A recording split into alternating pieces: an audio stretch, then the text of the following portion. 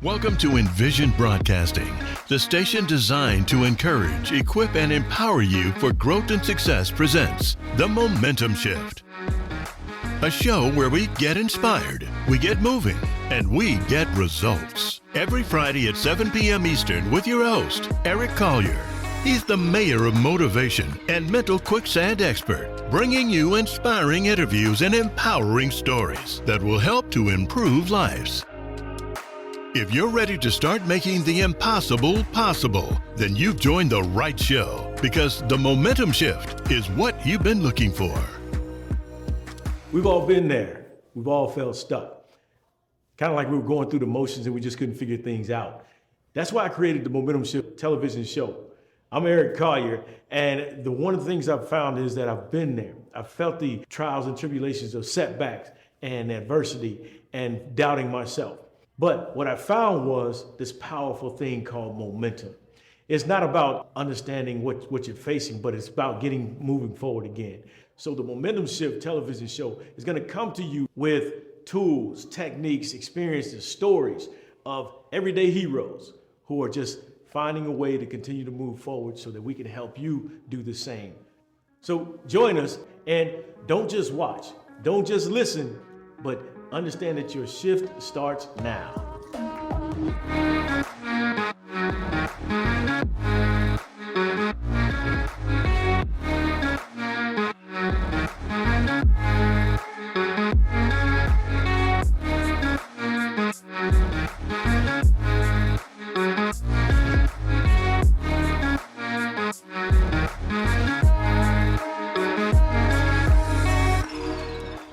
Welcome to the Momentum Shift, where each week we're bringing you breakthrough stories, practical tools, and transformational insight to help you along your journey of rising up, rebuilding, and redefining what's possible for you. I'm your host, Eric Collier, also known as the Mayor of Motivation, and thank you for joining us. Always excited to have you. This week, ladies and gentlemen, let me ask you a question. Have you ever sat in a 30 or 60-minute meeting, walked out and wondered, what did we just do here? Why?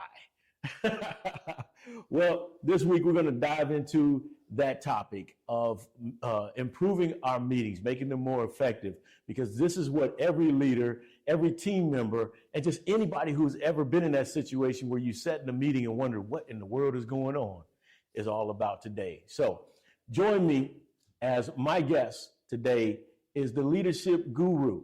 She is a transformational leadership facilitator as well. She's an author, and she is all about improving the effectiveness of meetings. Ladies and gentlemen, welcome my guest, Miss Dr. Cynthia Pace. Thank you for joining me. I love it. I love it. I love it. You know, it's rare that people introduce me with the whole notion of how to improve their meetings. Yeah. Most people say, okay, so what? I go to meetings, and what about that? Right. And what about that? So part of what I do, one of the pieces I do, which is my favorite piece, I call it my superpower. And my superpower is to help individuals, organizations, and teams understand the importance of doing good meetings. I call it mindful meeting management. I like it. Mindful meeting management. I like that. And in mindful meeting management, they're just some basic tools you use. And the reason you use these tools is because you save money. Yeah, okay. Think about it. Yeah. You got 12 executives in a room. Yes. Let's just say, for the sake of our conversation today, that those 12 executives make $100,000 a year. Easily. So you divide that up into a day, an hourly rate. Yeah. And think about the amount of time those executives spend in meetings. All right. That's a lot. So here we are with the amount of time people spend in the meetings. You got this hourly rate, and whatever that rate is times, let's say, 3 hours. Okay. And you got 12 people in the room. Did you get what you needed to get done at the end of that meeting? Wow. And that's an interesting piece, because so many times the meetings don't come out with any result that's going to drive any expectation or move the vision forward, right? That's exactly right. Have you ever been in a meeting when at the end of the meeting, people go to the coffee pot or the coffee clutch or whatever you call it. He said, you know what? That was a perfect waste of my time. Right, yes. What happened? Yes. And why did Sharon take over the floor and talk during the whole meeting? Right. Happens a lot. Piece. So that money you spent in that meeting went right down the tube. Right, just wasting money. Wasted money. Wow. Thousands and thousands of dollars. So if you look at the research, it says the time and money spent in meetings, wasted time and money, is in hundreds and thousands of billions. Wow. And people are looking for reasons why they're going out of business. People are spending more in meetings, right? Yeah, think about it. So we want to dive some more into that. But I'm curious, when the show was talking about the momentum shift, this is what we're all about here, right? That moment when we decided this was the way to go, or this was not the way to go. So my question for you is, what's that moment when you decided being the leadership guru, developing leadership skills, trust, accountability was your reason for being? I'm going to say it was the moment that I decided to leave higher education. Okay. I thought I was going to live and die in higher ed. All right. I was a college president, had been in higher education 1,000 years, started out as a dental hygienist, started out teaching dental hygiene, was a dean, I was a vice president, and moved to a presidency. That was my goal. Right. That's what I wanted to do. Right? I did what I needed to do. Yeah. And one day I woke up, or not one day, and during this period of time, during the presidency, I realized it wasn't working for the college, and it wasn't working for me. All right. And all of those dynamics in between. And I said, Cynthia, this is it. I didn't have a clue. Yeah. I did not have a clue as to what I was going to do. Wow. I just knew that wasn't it. Yeah, it just has something into the gut instinct. I couldn't do something it anymore. About you. Yeah. I couldn't do it anymore. Yeah. So fast forward, I moved to Baltimore, and I was walking down the street. And one of my former colleagues, I was an ACE fellow, which is a nice way of saying American College on Education fast tracks people to a presidency. Oh, okay. And he was walking down the street. I didn't even know he was in Baltimore. And I said, I need a job. You have not because you asked. I need a job. He said, Cynthia, this is a true story. Right. He said, Cynthia, I've got the perfect job for you. At the time, he was working at one of the local higher education institutions. He said, there's an entrepreneurial center right down the street on Charles Street, and it's based on getting entrepreneurs in to do workshops. And we also offer courses for the various colleges around the state. I said, perfect. And so I did that. Yeah. And I saw these consultants coming in, carrying their briefcases and their little handouts and having people sit in the class. And they did simple things or easy things like how to deal with difficult people, sexual harassment, some of the really basic kind of training that people needed and wanted at that period of time in our work culture, our work systems. And I thought, I can do that. There we go. I'm a master teacher. There we go. And he gets money for that? He actually gets money for that? I said, oh, shoot. And so then I started watching what they did, and I started asking questions, and then I got a card printed. Okay. It said that I was pacemaker, and I don't know, I call it some little tag on there. And so I got a card printed, and I got a contract with the state of Maryland doing sexual harassment for all of the entire state. Right. And that's how it started. So it morphed into leadership from basic training. Yeah. And then I thought about, well, what do you do well? You've been in higher education all these years. Yeah. You've been leading teams. You've been directing things. You can lead. And then I started studying the literature about leadership, which I had not done. Okay. I had not done. I only led based on what I was shown by other people. Got you. And I'm not sure some of those behaviors were the best behaviors. Right. And that's the other lesson. Okay. Know yourself and know what you're doing as you lead. And so after that, it morphed into doing public presentations. People would ask me to come and speak. Right. And then I met my mentor, who was a perfectionist and a specialist in facilitation. Okay. He called it process-based facilitation.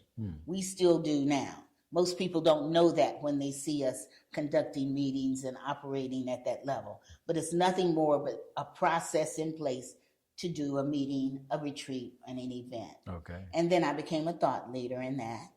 I became chair of the International Association of Facilitation, US. I became chair of the Mid-Atlantic Facilitation Network. And then I just became well known in the arena. Right. So here we are. Yeah. Facilitation, trust, Yes. professional development, meaning you know I'm the queen of disc. Yes, and we'll talk about that all later. of that intersects. Yeah. And Yeah. that's my story. Yeah. But the real story, Eric, I think, in doing all of this is really understand your work ethic, Yeah. understanding that being in business for yourself is not for the faint of heart, Not even. and also understanding who you are. Yeah.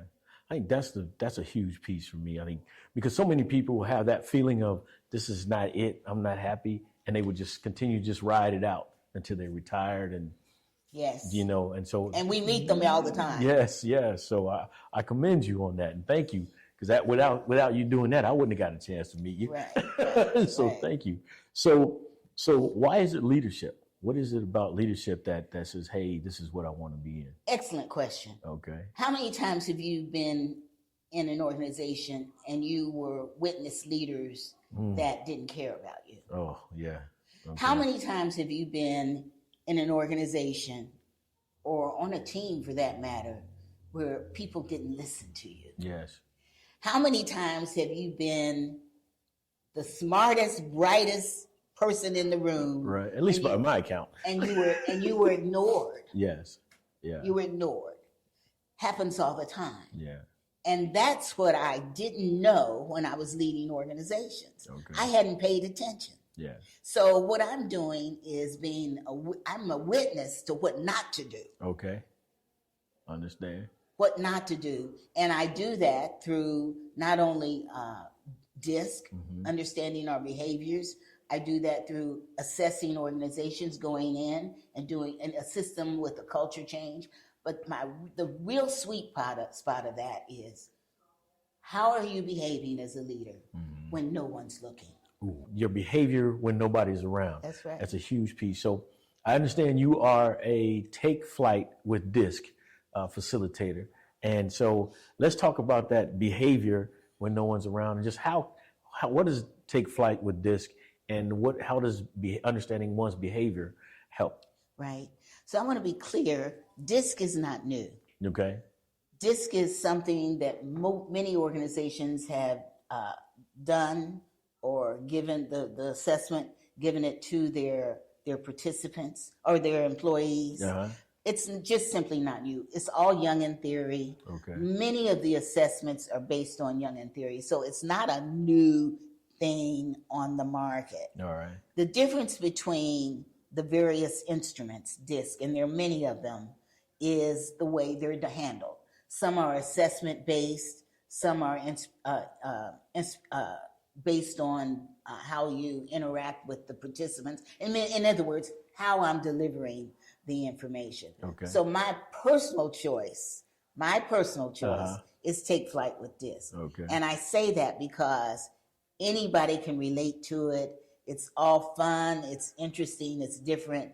And when the participants leave, they certainly know not only their behavior, but how their behavior aligns with others. Okay. I like it. It helps with that understanding why meetings flow that way in case, right? Well, yes, in terms of meeting management too. Yeah. But one of the things I think I mentioned earlier is that you have to know yourself as a leader. You have to know yourself as a person, how you interact with children, right, your significant other. Right. I have had people come to me and say, first time I've ever had a real conversation with my wife after I've done Take Flight with DISC. Wow. Because they simply get it. And they get it because Take Flight is based on birds. And we don't need to get into that now. Got you. Yeah. But clearly, it is a really wonderful assessment and instrument. And it impacts how it aligns with, Take Flight aligns with your behavior. In other words, we give you an assessment. You say, I have X, Y, and Z behaviors. Okay.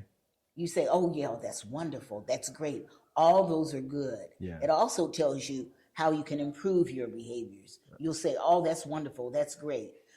And then we take it one step further and we ask you to practice. Practice those behaviors. Put them in action. Or not use those behaviors as you align with others. Yeah. Let me give you an example. Okay. I am what they call a D, a direct person. Okay. And you may be a person that's highly social. Right. You have lots of conversation. People love you. They call you when I would drive her nuts because she wants to get to the point. they have a party. Yeah. And you want to go on and on and on. And here I am saying, you know what? When is he going to be done with this? Right.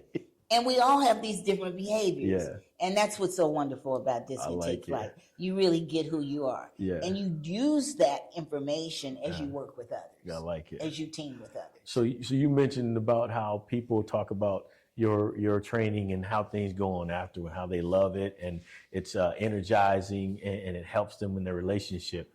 You use a phrase that helped me out. He says, I set the pace and the place. I create a space and place Okay. for individuals to create their greatness. I like it. To experience their greatness. I like that. Talk to me a little bit about where that came from. It came from me changing my tag 80 times. Okay. And this last version of it, which has been about maybe 3 or 4 years, I started doing some work around visioning. I've always done visioning. Okay. I even teach vision boarding and goal setting and all of that. Right. But I started doing it for me. You know, it's like the people never practice what they already know. So I started doing it for myself. And I said, how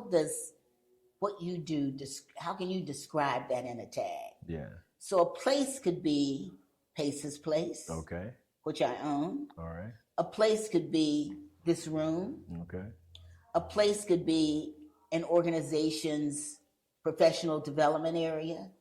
A place and a space. Right. I create the space, the psychological space. Ooh, I like it. Yeah. In place for you to experience how great you are. Ooh, I love that.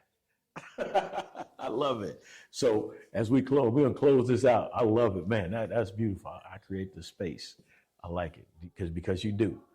With all you're doing, man, you are truly a momentum shifter in everything that you do. Well, thank you. So let me ask you this.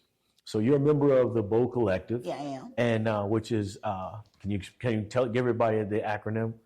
The Bold Collective is black-owned women. Yeah. Who we own businesses. Yes.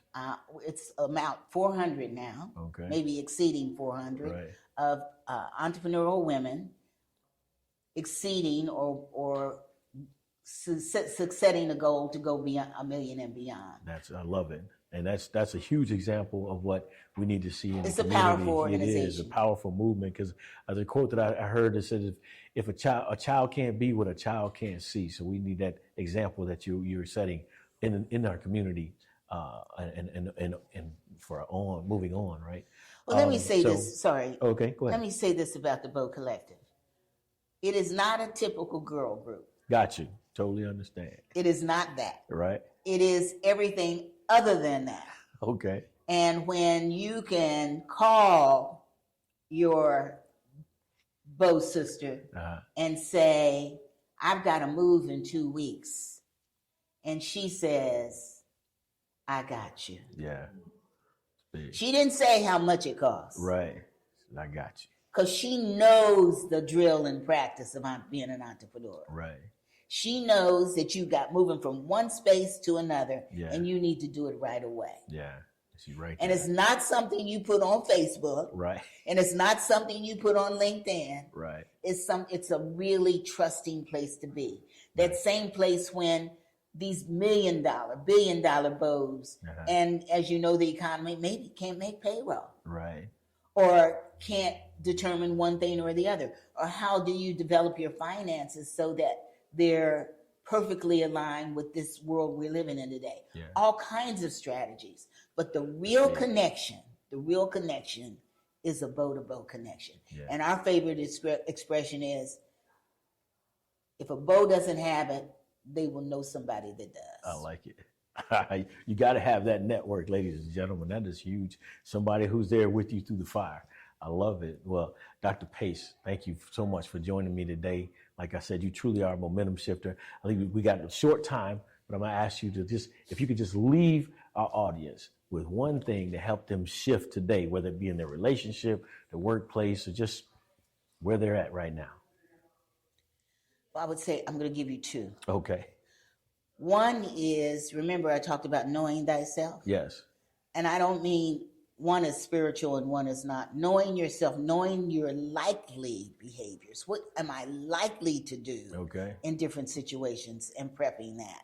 And the other is spending time every day, or as much as you can, being still, being quiet, and outlining what your day is going to be like, and what you're going to be like, and how successful you are. I'm not talking about necessarily your spiritual practice. I'm not poo-pooing the prayers.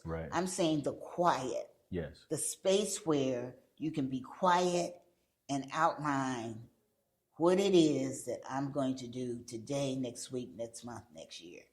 And it doesn't necessarily mean scribing. You can write it down, but taking the time to do that, it took me years to understand how valuable that is. Yeah, I think that's big, because most people will sit down and set their day goals, but they won't sit down and do what you said. What will I be like? I like Some that. people call it meditation, call it anything you want.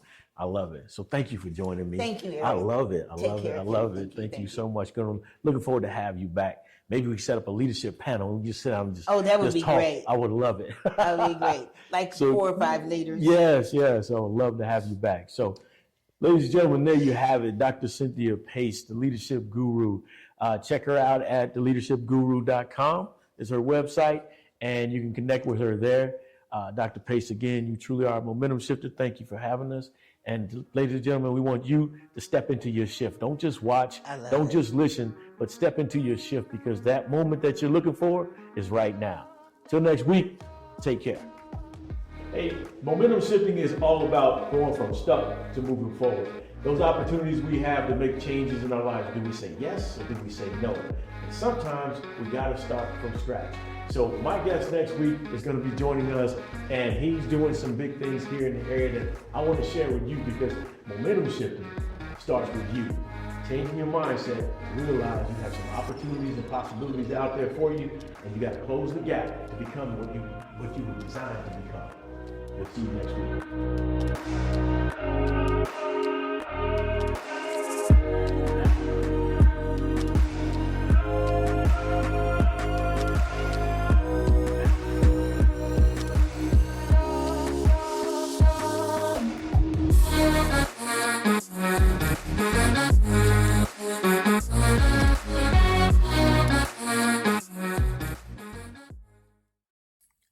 I do hundreds of interviews every year on television and radio, and they're great. I do them and I move on to the next thing.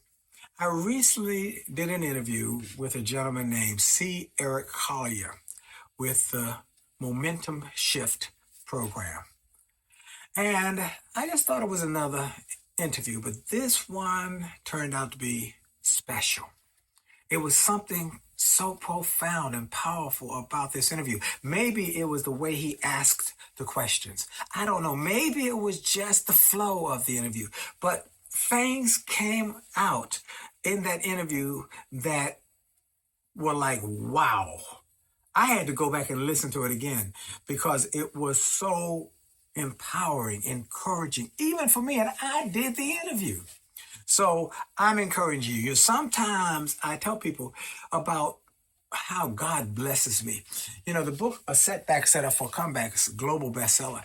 And I tell people often that book didn't come from me, it came through me. Because often I've got to go back and read it when I've had a setback to get ideas and encouragement and inspiration to turn those setbacks into comebacks. Well, this interview is like that.